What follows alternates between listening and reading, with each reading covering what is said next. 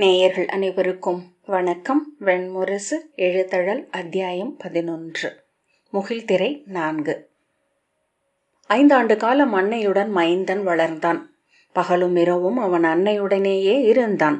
அவன் சற்று வளர்ந்ததுமே அவர்கள் பலி உணவு கொள்ள மன்றுக்கு வருவது நின்றது. உருவில் சிறியவனாக இருந்தாலும் சிட்டுக்குருவி போல் விரைவு கொண்டவனாக இருந்தான் மைந்தன். அன்னை கை நீட்டுவதற்குள் பாய்ந்து சென்று அவள் எண்ணிய இரையை அவன் வென்றான். அவளை வில் என்றும் அவனை அம்பென்றும் அழைத்தார் குடிப்பூசகர். அவனுக்கு பாணன் என்ற பெயரே நிலைத்தது என்றார் கடம்பர். அபிமன்யு தொலைவில் பாணாசுரரின் காவலரன்களின் வெளிச்சங்களை நோக்கியபடி மரக்கிளையில் அமர்ந்து அக்கதையை கேட்டிருந்தான். ஒரு நாள் நிகும்பை மைந்தனுடன் நடந்து நாகபிலத்திற்குள் நுழைந்தாள். 7 நாட்களுக்கு பின்னர் மைந்தன் மட்டும் திரும்பி வந்தான். சடைக்கற்றைகள் தொங்கிய தலையும் நீண்ட நகங்களும் மண்படிந்த மேனையுமாக வந்து மன்றில் நின்று 2 கைகளையும் விரித்து உணவு என அசுர மொழியில் கேட்டான். அவனை கண்டு அஞ்சி அசுரர்கள் திகைத்து அகன்றனர். அவன் உருவில் ஏதோ மலை தெய்வம்தான் வந்தது என எண்ணினர். நான் இனி இங்குதான் இருக்கப் போகிறேன். என் அன்னை குகைக்குள் சென்று விட்டாள் என்றான். அச்சம் நீங்கி அவர்கள் அவனை அணுகினர். உணவும் நீரும் அளித்து தங்கள் குடிக்குள் எடுத்து கொண்டனர். பாணன் அவர்கள் எவரும் எண்ணியிராத ஆற்றல்கள் கொண்டிருந்தான். அவன் அம்புகள் ஒரு முறை கூட குறி தவறவில்லை. உச்சிப்பாறையில் சரடில்லாமல் கைகளாலேயே தொற்றி ஏறி தேன் கொண்டு வந்தான். சீறி அணுகும் புலியை ஒரு முறை கூட பின்னிட்டு வைக்காமல் எதிர்கொண்டான். அரசநாகத்தை கைகளால் பற்றி எடுத்தான். 10 வயதில் அக்குடியின் தலைவன் என அவனே எண்ணப்பட்டான். எதிரி குடிகள் அவனை அஞ்சின. மெல்ல அவன் குடி அக்காட்டிலிருந்த 12 அசுர குடிகளுக்கும் தலைமை கொண்டது. 70 காடுகளிலாக 1000 குடிகளாக பிரிந்து கிடந்தது அசுரகுலம். ஒருவர் மொழி பிரிதொருவருக்கு புரியவில்லை. ஒவ்வொருவரும் வெவ்வேறு குழுக்குறிகளும் குடிச்சடங்குகளும் தொல் நம்பிக்கைகளும் கொண்டிருந்தனர். காட்டின் வேட்டை எல்லைகளுக்காகவும் பெண் கவர்தலுக்காகவும் ஆணிரை கொள்ளலுக்காகவும் அவர்களுக்குள் பூசல்கள் நிகழ்ந்தன. குருதி விழுந்தால் மீண்டும் போர் மூண்டு பழி நிகர் செய்யப்பட்டது. ஆகவே குடிப்போர்கள் எப்போதும் முடியவில்லை. அசுரர்கள் காட்டுக்குள் தனியாக செல்லவே அஞ்சினர். ஒவ்வொருவரும் தாங்கள் கொன்ற பிற குலத்தவரின் மண்டையோடுகளை குடில் முகப்பில் வைத்து அணி செய்தனர். அவர்களின் எலும்புகளால் காதணிகளும் மாலைகளும் செய்து அணிந்து கொண்டனர். பாணனின் ஜம்புகுடியின் தலைவர் மிருகர் அவரால் கொல்லப்பட்டவர்களின் மண்டையோடுகளையே உண்கலங்களாக பயன்படுத்தி வந்தார். மிருகருக்கு பின் குடித்தலைமை இயல்பாகவே பாணனுக்கு செல்லும் என அனைவரும் எண்ணி இருந்தனர். தன் மகளை மனம் கொண்டு குடிக்கோலை கையில் ஏந்தி அவன் மன்றமர்வான் என அவரும் எதிர்பார்த்தார்.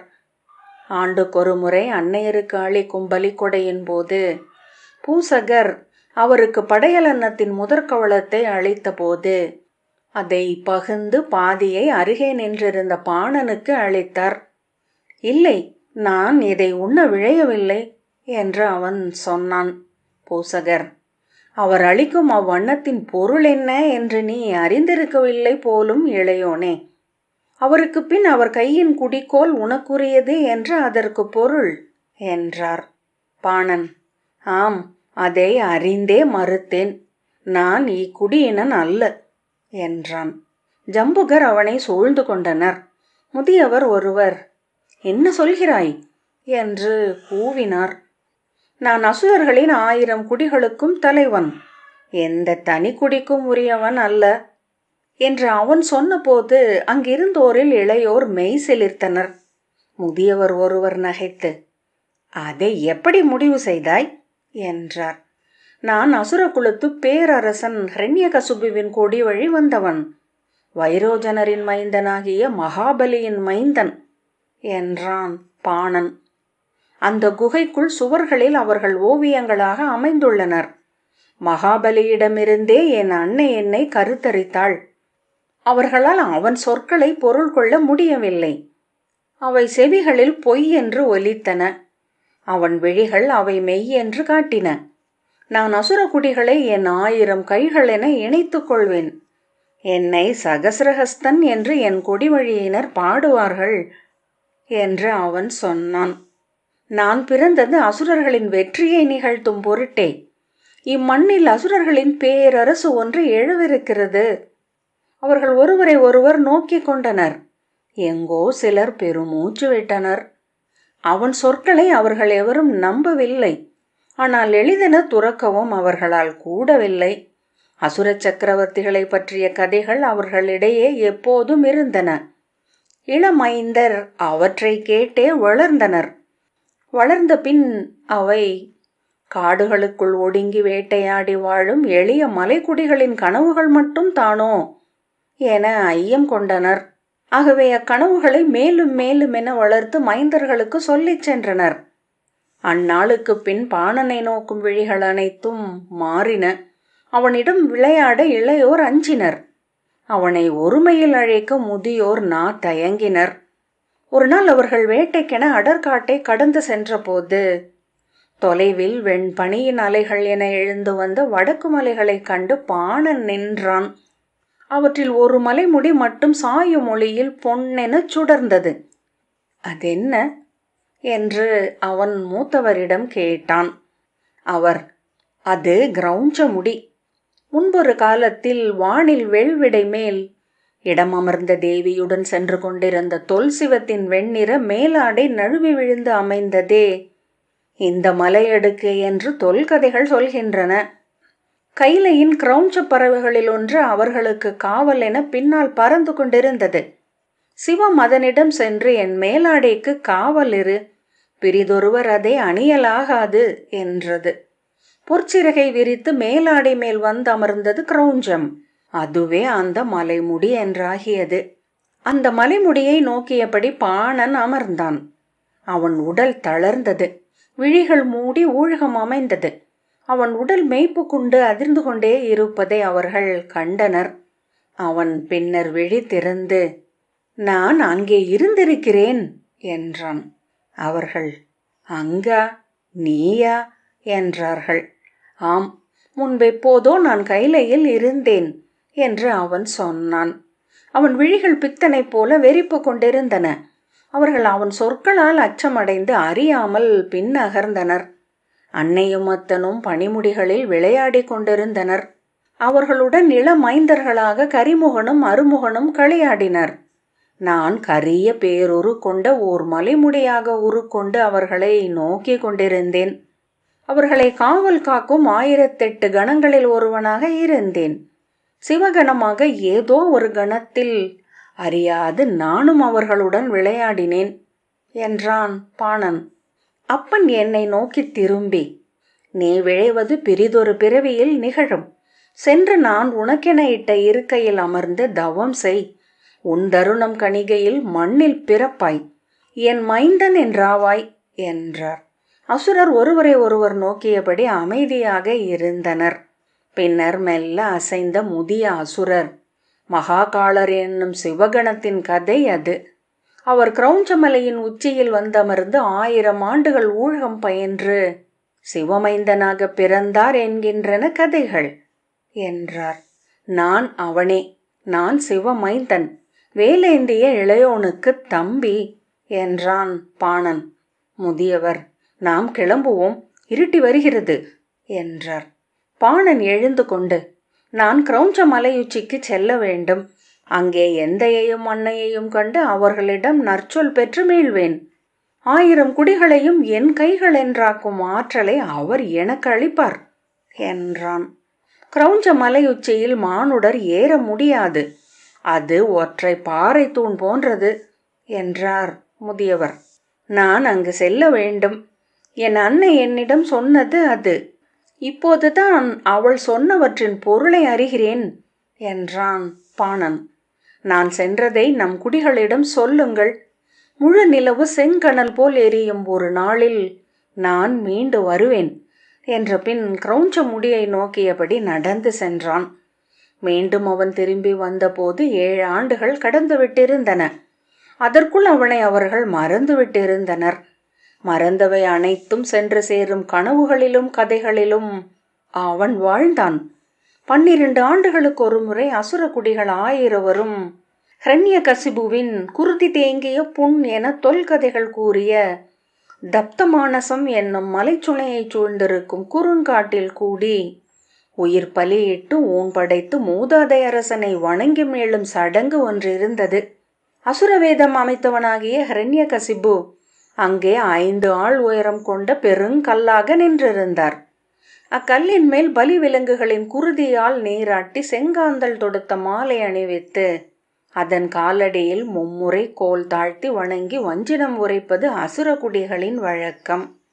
1000 குடித்தலைவர்களும் தங்கள் கோல்களுடன் 10 நிறைகளாக நின்று மூதாதையை வணங்கி வாழ்த்தொலி எழுப்பிய போது காட்டுக்குள் இருந்து பெரிய கோலுடன் புலித்தோலாடை அணிந்து உடலெங்கும் நீரு பூசி சடைமகுடம் அணிந்து நெற்றியில் செந்நிற நிலைக்குறி அணிந்து பாணன் தோன்றினான். குடித்தலைவர்களும் பூசகர்களும் அன்று பிறர் அப்போது அங்கே அணுகலாகாதென்ற நெறி இருந்தமையால் பூசகர் 2 அவனை நோக்கி ஓடி கைவீசி ஆணையிட்டு விலக்கினர். அவன் மீறி அணுகிய போது வாளால் அவனை வெட்ட முயன்றனர். வெறும் கைகளால் வாள்களை தடுத்த 2வரையும் தூக்கி மலைச்சரிவில் வீசிவிட்டு அவன் அருகணைந்தான். ஹிரண்யகசிபுவின் பெருங்கல்லின் முன்னால் நின்று தன் கையை தூக்கி அவன் கூவினான். நான் மகாபலியின் மைந்தனும் வைரோசனரின் பெயர் மைந்தனும் ஹிரண்யாசுரரின் கொடி வழியினனும் கசியப குலத்தவனுமாகிய பாணன். அசுரர்களின் 1000 குடிகளுக்கும் நானே முதற்றலைவன். என் சொல்லுக்கு அப்பால் சொல்லெழுவது மூதாதையரை பழிப்பது. என் கோலுக்கு எதிராக கோல் எழுவது நம் தெய்வங்களை அறை கூவுவது. அசுர குடிகள் அறிக, நானே மகாசுரன்.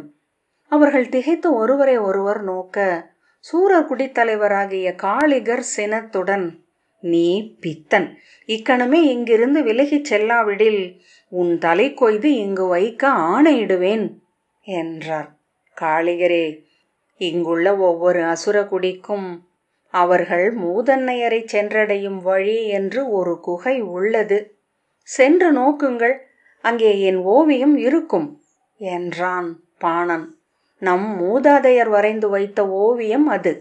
நான் பிறப்பதற்கு 1000 ஆண்டுகளுக்கு முன்னரே.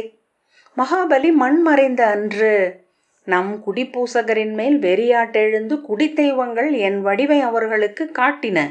அறிக, நான் தெய்வங்களால் ஆணையிடப்பட்டவன். அவர்கள் திகைத்து நோக்கி நிற்கையில் பூசகர் ஒருவர், நான் உங்கள் உருவை கண்டிருக்கிறேன் பாணரே என்றார். பிரிதொரு முதிய பூசகர், ஆம், நானும் கண்ட நினைவுள்ளது என்றார். திரும்பிச் செல்க, உங்கள் குகைகளுக்கு சென்று நோக்கி உறுதி செய்து கொண்ட பின் என்னிடம் வருக. அதுவரை நான் நாகபிலத்தின் வாயிலில் காத்திருக்கிறேன் என்றான் பாணன். அறிக, நான் கிரௌஞ்சமலையின் உச்சியில் தொல் சிவத்தை அன்னையுடன் நேரில் கண்டேன். நான் சிவகணமாகிய மகாகாலனின் மண் வடிவம். சிவனுக்கும் உமைக்கும் மைந்தன், கைமுகனுக்கும் குமருக்கும் இளையவன், அனலையும் புனலையும் ஆளும் ஆற்றல் கொண்டவன். இங்கு நிகழ்ந்து நிறைவு கொண்டு அங்கு எழும் பொருட்டு வந்தவன்.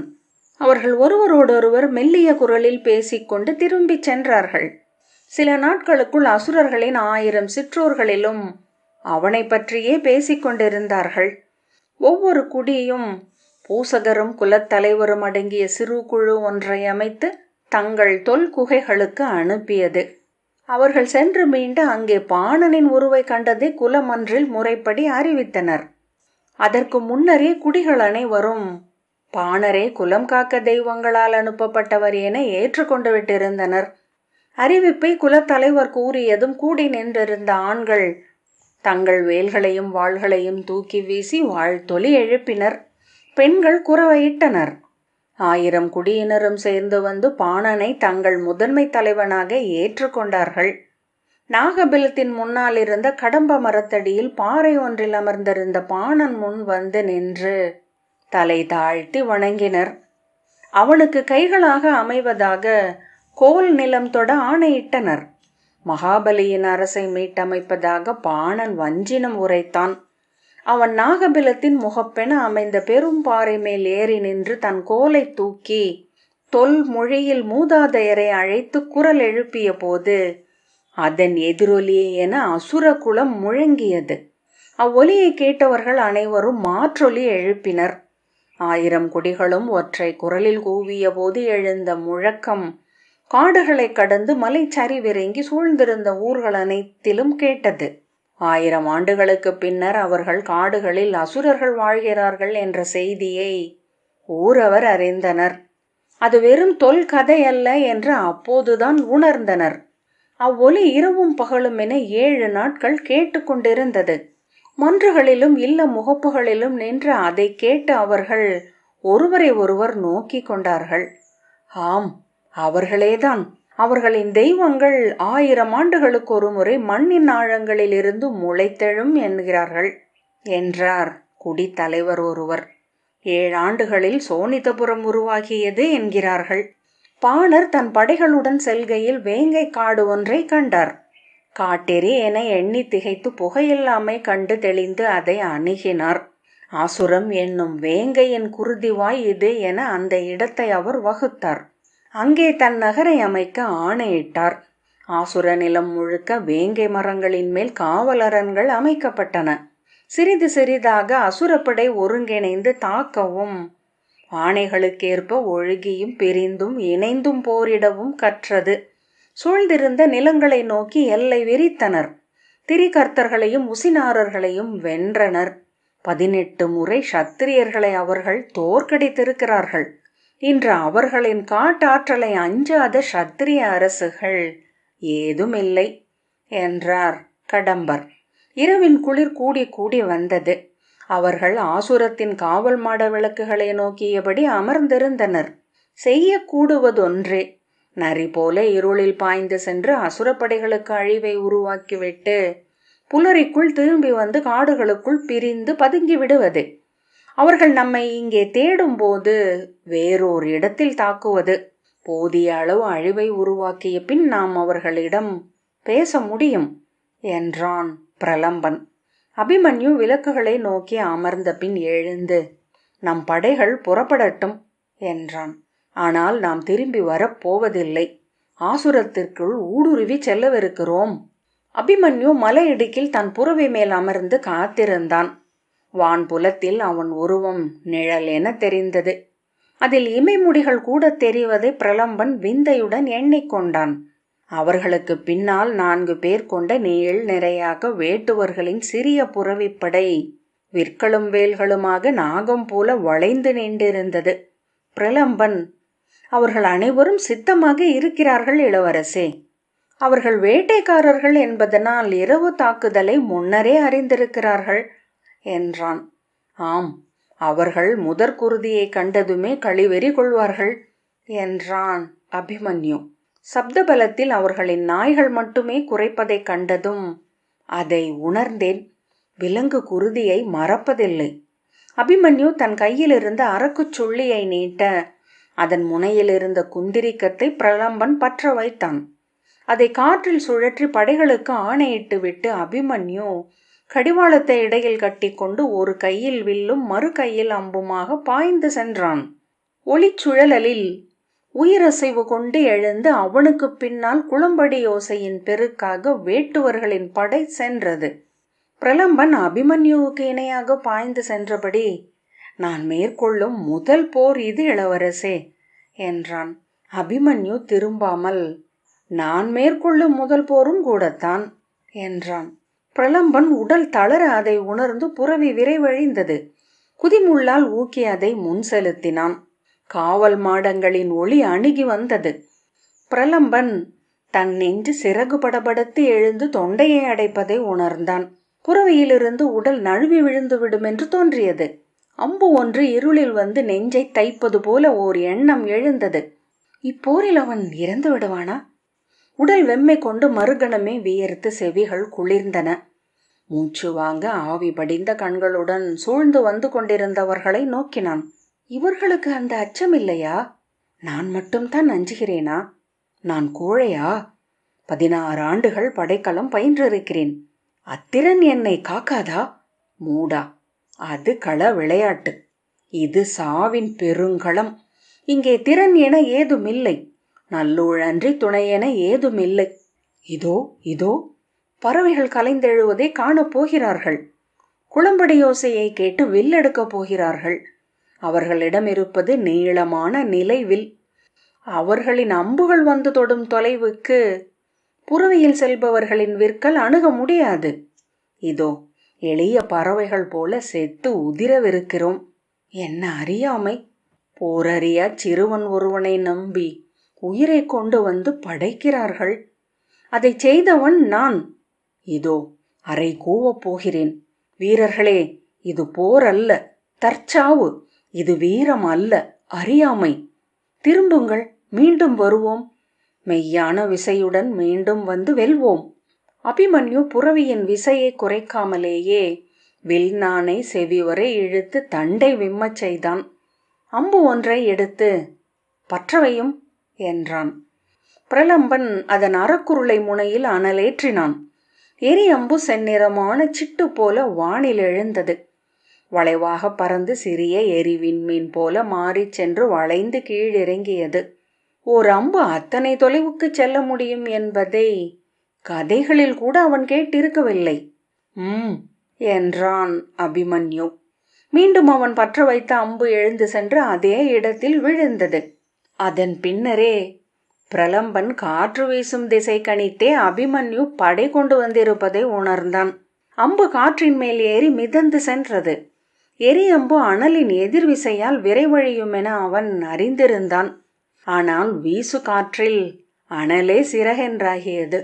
எரி அம்புகள் விழுந்த இடத்தில் கூரைகள் பற்றி கொண்டு அனல் எழத் தொடங்கியது. அவர்கள் விரைவை குறைக்காமல் புதர்களையும் உருளைப்பாறைகளையும் கடந்து சென்று கொண்டே இருந்தனர்.